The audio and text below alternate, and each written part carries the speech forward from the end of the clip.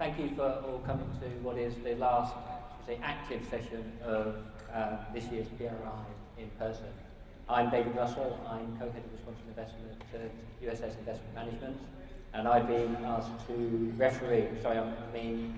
moderate this session between the asset owners and the asset management service providers that make up the very broad membership of the Principles for Responsible Investment.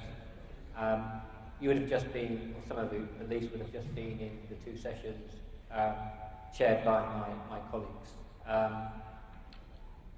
And the focus of discussions in those sessions was more about the monitoring of mandates and responsible investment activity by asset owners of asset managers.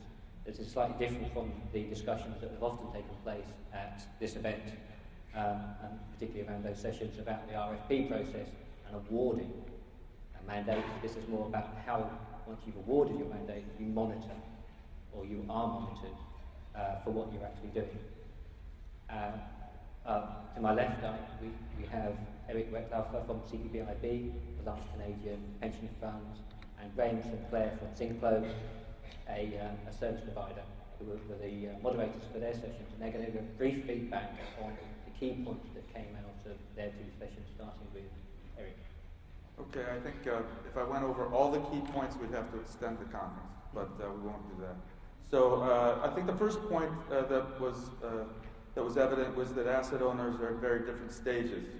AIMCO on our panel spent a lot of this last year developing an RI policy around proxy voting, for example, whereas the New Zealand superannuation has a fairly sophisticated manager rating system for private investments where they're integrating ESG into the mandates.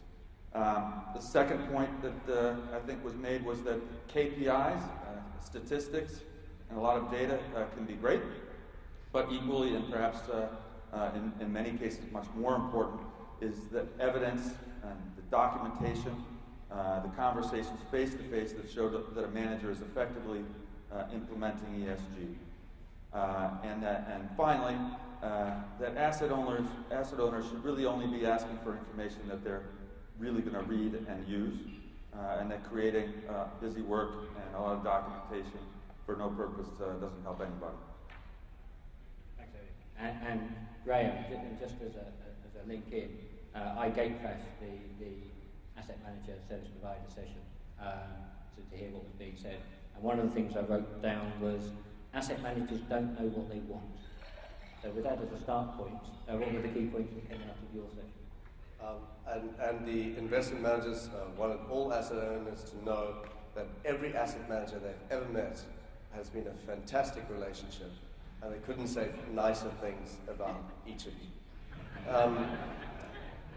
Three quick kind of summary points across the conversation, and it really was quite a rich one. It included two service providers, Bloomberg and MSCI, and then we had two investment managers, one from Japan, one from on kind of the UK South Africa access. And so three of the comments that we would take away to summarize that is there's actually few, despite what we'd like to hear, there's actually few cases where ESG is the deciding factor on the awarding of a mandate, or across the shops. It would not be fair to say that ESG is the normal process of doing business or having mandates awarded to investment managers. A second major point would be around some of the portfolio monitoring, some of the hope, some of the opportunity for investment managers reporting back at a regular basis to the asset owners, is that, to be frank, there is an opportunity for greenwashing. And so there's something of a, particularly in situations where there have been ESG players for a while, and ESG integration in action, there's also been some, there's a potential for some greenwashing, or perhaps like inflating some of the explanation for particular portfolio actions or investment decisions. And then the third quick point coming out of the conversation was a reflection back from the investment managers to the asset owners and the other players in the investment value chain, that there's something of a knowledge gap, and it's particularly relevant when dealing with asset consultants describing what the asset owners and trustees are looking for. sometimes you pick up a scale of investment literacy. And potentially when dealing with those asset owners and the leadership of that asset owner, the investment literacy potentially is less than in the service provider or the asset consultant role. And then also kind of to land on David's first point is that there may be some difficult asset owner clients out there, but they were not specific and they probably weren't at this conference. And just to pick up another point from your session, you had 2 asset managers and 2 service providers on your panel. And can you say something about the role that the service providers were having in relationships? Sure. Potentially interesting to people who may not be aware, but here you had a case of 2 major players in the ESG data analysis space, and they actually do have a direct relationship with some asset owners. So there are pension funds that are buying material analysis, thematics data from the service providers directly, which creates kind of an interesting triangle to see play out. And the service providers also had some interesting anecdotes on how they considered the health of the relationship to be between investment managers and asset owners. Thanks. One of the points that Eric made at the outset was that asset owners at different stages of development of their monitoring and assessment processes for their managers. But from an asset owner perspective, from the perspective of asset managers, should asset owners be expecting the same level of monitoring of different asset classes, whether it's private equity or public equity or fixed income or real estate, or should we all expect the same level? I think in principle, the concept of getting the same kind of monitoring across all asset classes is something that we would aspire to. But the reality of our situation is that certainly some asset classes it's easier to get more data on. In the public markets, there's a wealth of data and new data coming out all the time with service providers. If you're large enough, you can dig deep into your private assets and get a wealth of information through your relationship with the investment manager or directly with whether it's an infrastructure asset or private equity investment. So the reality is that there's different access and different levels of information, and that in fixed income there's very little. So we have an aspiration towards getting in principle information across all asset classes that really helps us be integrated, but the world isn't set up that way. Yeah, the only things I'd add quickly is there was a reflection back, particularly in the private equity asset class. There's an interest in data reflects $1 and $2 in Africa, for example, is invested in private equity is DFI funded, development financing institution funded. So by default, it has ESG in it. So the investment managers who look at private equity, and particularly in frontier and emerging markets where DFIs are active, they pretty much expect that they're going to get some questions around ESG. And another important development coming through is, and a reflection back from the service providers, is they're starting to hear more demand for portfolio analytics within shops and across different portfolio strategies. And Graham has already raised the issue and the role that investment consultants play in the selection and monitoring of mandates. Can you expand on your views around that and how important that role is, and should they be doing more or less? Yeah. So we had some response on the panel to that, and again, it's delicate on account of the asset consultant is called a gatekeeper for a very good reason. And some of the comments, and picking back up on one of those overall points, was that the asset consultant in effectively being an agent of the asset owner and kind of taking them down a path or unpacking what ESG may mean or what the portfolio impacts may be or what the opportunities could be. The investment managers and the service providers, frankly, had a feeling that there was a knowledge gap. So there was something that needed to be filled. A second key piece around the role of the gatekeepers is they're typically going to want quants. They're going to want quantitative data that they can screen quite quickly or assess or put into whatever buckets or approaches they use to report back to their asset owners. So whatever the nuances or intricacies of the ESG integration strategy, at some point, you're probably going to get pressed as an investment manager to then drop it in to fit in some kind of bucket. And this is pretty much verified also from the service provider point of view, that they're seeing more demand for developing tools that help compare investment managers, putting them in some kind of bucket. Sure, I think service providers have done a great job with respect to developing some services in niche places. For example, in New Zealand, health and safety kind of consulting for some of the assets in agriculture sphere. In public markets, they can be very helpful, particularly for smaller asset owners, where the manpower in the asset owner isn't large enough to do all that work themselves, and they can combine and collaborate. But I think the track record of consultants is mixed historically, with in some cases the services that they're providing really haven't delivered the results. Asset allocation and timing, or selection of managers. I think there's mixed results there. So the hope is that with the better collaboration and listening to asset owners and working with asset owners, come up with services that really do provide value with respect to reducing risk, alignment toward the goals of ESG integration, and true value being created that we can see as more consistent. Thank you. I'm going to come to the floor after one more question. All the asset owners, all the asset managers in this audience and who are signatories to PRI will have to be completing a public reporting framework starting this month, in fact, over the next 6 months. What role do you think that will play or should play in the monitoring of mandates? I think it's early to say. I think that was the general reaction in the room, was that there was not a lot of strong opinions about exactly what role it will play. Certainly there'll be a wealth of information created through the RNA framework, and we'll be looking at that, and there are great opportunities for consistency of comparison across a large number of managers. So there's great opportunities for that, and there's great opportunities for insights into what's making a difference, because it will be fairly consistent year to year. So we'll be able to get some performance information as well, and draw some correlations, hopefully. But I think there was not a lot of strong opinions about exactly how we're going to use it yet, and it's going to come out, not all at once. So we're going to wait and see. Okay, and as a sort of supplement to that question, do you think there's a need for more standardised reporting requests from asset owners to asset managers? Yeah, it's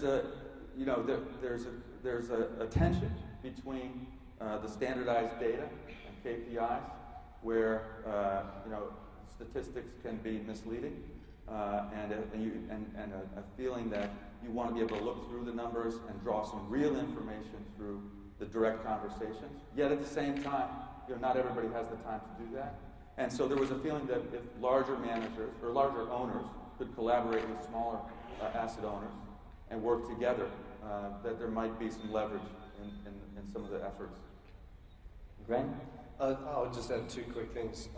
One would reflect on, we're required to report 5 of 12 different areas by March 2014, and clearly we were dealing with fairly advanced investment managers and service providers. It helps those who are already going down this path kind of establish themselves in the minds of their buyers, that they know what they're doing and reporting and so on. It leaves a gap, however, for in the market, particularly new markets. So for the market in South Africa, for example, of black-owned asset managers, for example, the incubated asset managers through the PIC and GPF, well, does this requirement for these layers of reporting just create something of a fixed cost headache for these new and emerging asset managers? And understanding that most investment managers want to look different. They want to look special. They want to say, our process is different. We've got this insight. It doesn't really kind of default back to and now put us in the same box as the other investment managers. And next to that, an asterisk, will this drive behaviors that are excellent at explaining processes, but poor at explaining outcomes? So I'd like to go to the floor now to see if there are any questions. And sorry, I have to apologise. It's like sitting on the searchlights here. I can hardly see anything out there. So can you put your hands up if you have a question?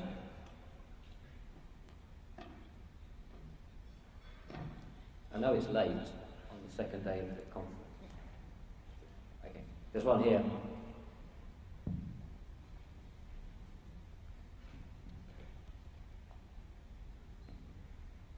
Thank you. Anne-Marie O'Connor from the New Zealand Super Fund. I know that last comment really interested me.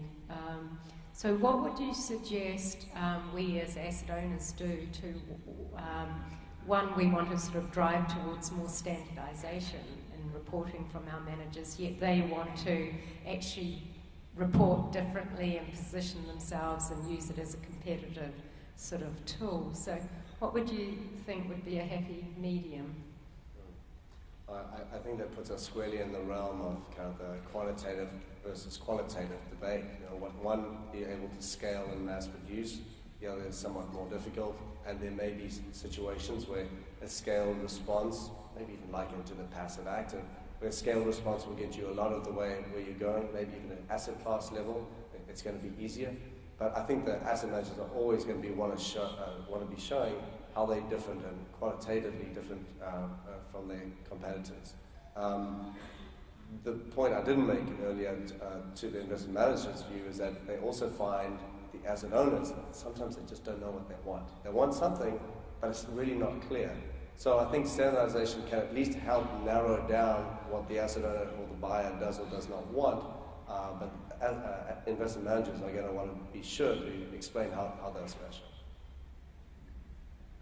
I think asset managers can tell stories if they're engaging with companies.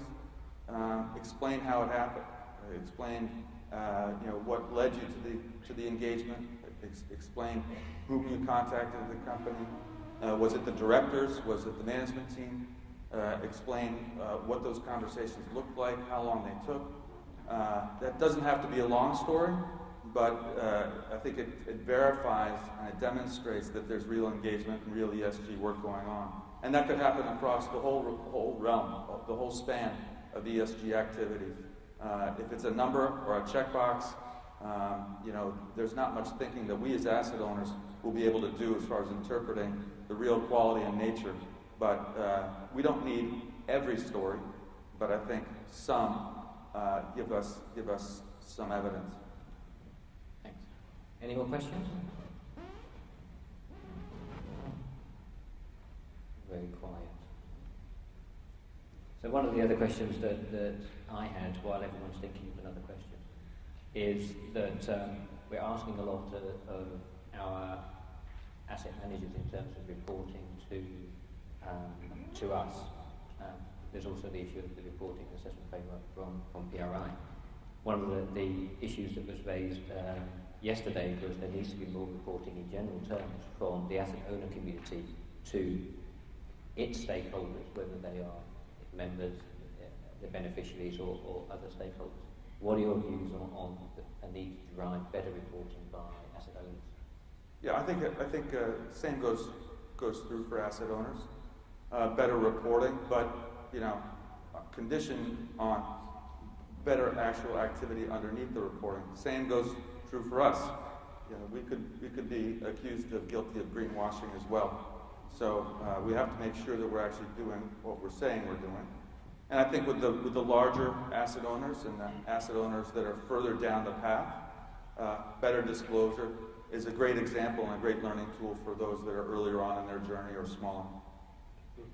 And David, very quickly, I'd just point to two things. One is, it's a no-brainer that the PRI signatories website should have 2 columns with active and accurate hyperlinks for every signatory.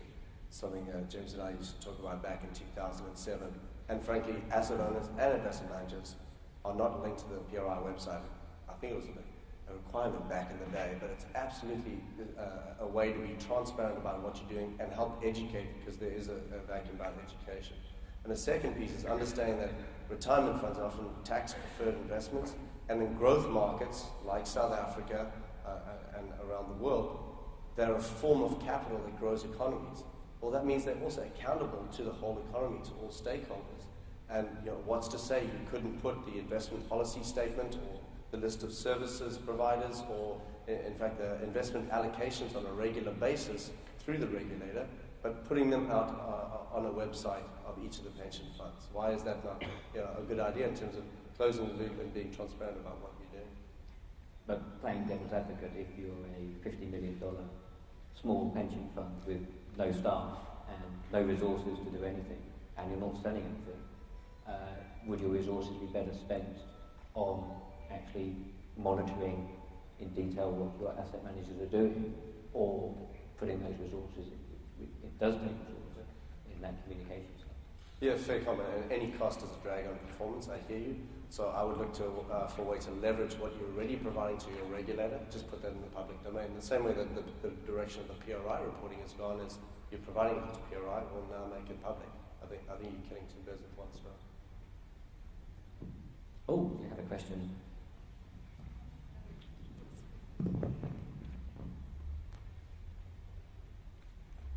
Thank you. Mark Nichols, freelance journalist. There's been quite a lot of discussion in the conference around short-term and long-term investing. This subject didn't come up in the investment managers session that I sat in on. Did it come up with asset owners, or is this not really relevant to aligning interests? I think when we're talking about monitoring of ESG factors, we're one level below that broad definition of short versus long. So I think these factors that we're monitoring and our conversations with the managers are essentially the building blocks towards a attitude of managing towards the long term. So I don't think we missed it. I think we just didn't label it that way. And was there another question at the back? No. So in terms of wrapping up, what would you say would be the next steps from an asset owner perspective and from the asset manager perspective in terms of the monitoring of mandates? I think one of the suggestions was to create some forums for asset owners, particularly for the small asset owners to get involved and share how they're monitoring, given the more limited resources that we just referred to, and to try to integrate across more asset classes and just keep walking the walk, expanding our activities and learning from each other as we go along. Three quick ones. The first one relates to just being aware of portfolio greenwashing, kind of over-explaining or developing too much of a story where it doesn't exist, either for the shop itself or watching the peers. And related to that, being careful about creating unintended consequences. And the example was cited of reporting back to trustees using the wrong colors, using red for a chart, and in terms of behavioral finance and human psychology, that always means bad things. So watch out for your unintended consequences. The second point would be around needing to have more conversations about the actual data, the underlying data, what it does say, what it doesn't say, where maybe it's averaged up, and what's already happening. And then finally, and very positively, and you'll be pleased to hear, that we need to make more money both as investment managers for the clients, but then making a success of these portfolios and strategies that are integrating ESG. So making more money. Okay. Thank you both. I mean, from my perspective, I think that the focus in the past has very much been on, okay, let's get the mandate, let's focus on the RFP process, and that's where asset managers, asset owners have been putting their attention.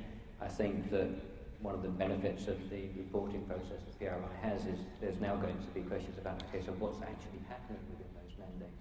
So it will drive more focus on this issue, both by asset managers in their communications with asset owners, but also because asset owners have to answer that question, there'll have to be more focus by asset owners on what their managers are doing. And that can only be positive for responsible investment in general across asset classes. So just to wrap up, can we thank the panellists in the usual manner? Thank you.